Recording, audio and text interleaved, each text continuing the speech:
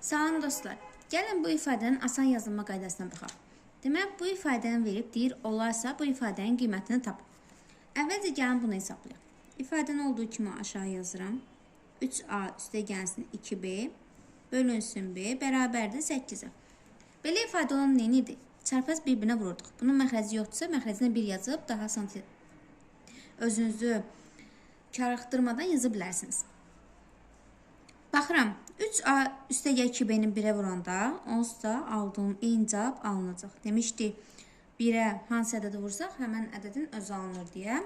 Bərabərdir. 8-i b-yə vururuq, 8b aldıq. Burada 3a bərabərdir. 2b-ni bu tərəfə keçirdən, müsbətdir, keçirdən mənfi olur. 8b-dən 2b çıxacaq, alınacaq 6b. A da bərabərdir. 6b-ni 3-ə böləndə alınacaq 2b. A-nın qiymətini tapdıq 2. A-nın yerinə 2b yazdım. B-ni də olduğu kimi yazıram. Böl b. 2b-ni. B-ni toplayanda alınacaq 3b. Bölünsün b. B-lər də gedir. Təkcə qalır 3. Bu qədər dostlar. Hələlik.